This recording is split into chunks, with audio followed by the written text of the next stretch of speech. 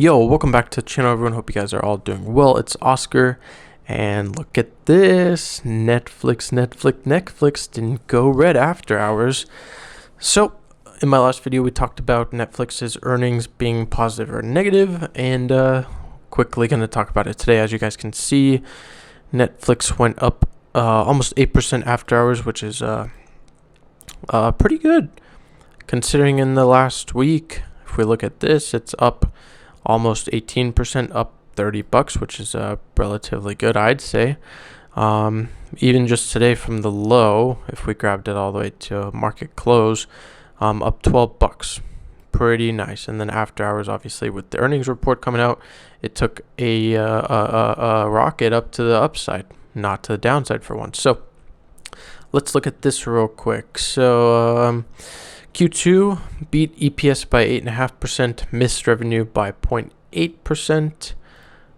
If we look here real quick, expected revenue was supposed to be $8.03 billion. They reported $7.97 billion, and EPS was expected to be 2.95. They reported 3.2. This is Netflix's shareholder letter for Q2 results. Revenue in Q2 grew 9% year over year.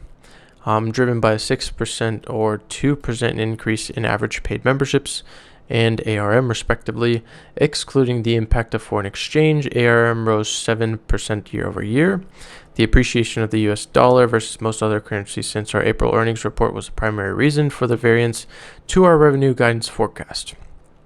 In APAC, revenue grew 23% year over year. At over $900 million of revenue, APAC is approaching the size of our LATM business.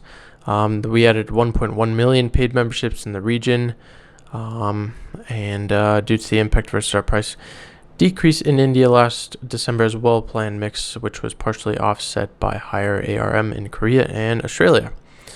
Adjusted our cost structure for our current state of revenue growth. This resulted in approximately $70 million of severance costs and an $80 million non-cash impairment of certain real estate leases, primarily related to right-sizing of our office footprint. EPS was 3.2 versus 2.97 a year ago, exceeding our guidance forecast of $3 due to a $305 million non-cash unrealized gain from FX remeasurement on our euro-denominated debt, which is recognized below operating in interest and other income. And looking into Q3, we forecast paid net adds for Q3 of 1 million versus 4.4 million in the year ago quarter. We continue to expect full year 2022 operating margin of 19%/20%, excluding the unanticipated $150 million of reconstruction costs in Q2 noted above. Our Q3 revenue growth is forecast of 5%, translates into 12% year over year, and operating margin, our margin would be 20% versus our forecast of 16%. And this is interesting here. So our content offering is designed to satisfy a broad range of member tastes by providing an unmatched variety and quality of titles. Our Q2 slate is emblematic of this approach, headlined by Season 4 of Stranger Things, which returned to tremendous fan reception and was a smash hit by all measures, including an outstanding drama Emmy nomination along with Ozark Season 4 and Squid Game. In its first 4 weeks, Stranger Things Season 4 generated 1.3 billion hours viewed, making it our biggest series of English TV ever. Season 4 also reignited interest in past episodes of Season 1 through 3, experiencing a greater than 5-fold increase in viewing in the month after the release of Season 4. Season 4 of Stranger Things also showcased the effectiveness of our marketing strategy in driving conversation around titles. When we deliver shows and movies that members are talking about in large numbers, we can influence pop culture, build passion for Netflix, and create an experience that is differentiated and difficult to replicate. For example, the show catapulted the 1985 song "Running Up That Hill" to the top of the music charts. Metallica also enjoyed a return to the charts in the US and UK with their 1986 song "Master of Puppets."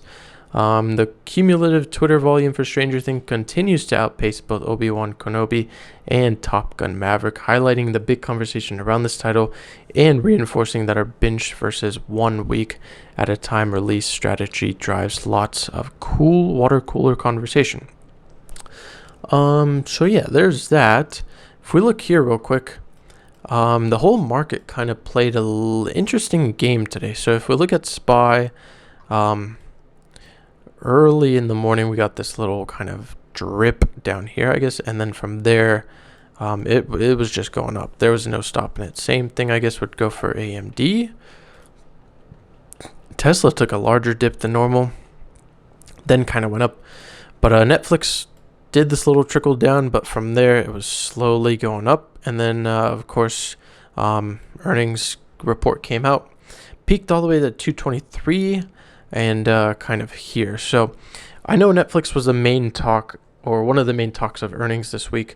That's why I kind of wanted to play it. I only put like a $20 amount into a call today, which at market close was up 72%, which is nice. I'm not sure how much it's going to be up tomorrow. I'm sure it'll be up a nice amount. I know there were people anticipating these large movements like we had last time. As far as earnings goes, like I showed in my last video, obviously we had this drop here. If we look at this all the way down to here, that was like $100 drop. And the last earnings report, there was like an $85 drop. So obviously it wasn't that big of a drop this time. It wasn't that big of a skyrocket this time than usual. But people were expecting like 1,000% gainer. I'm not sure what this is going to equal out to, but there will be money made tomorrow. Hopefully it kind of stays up here.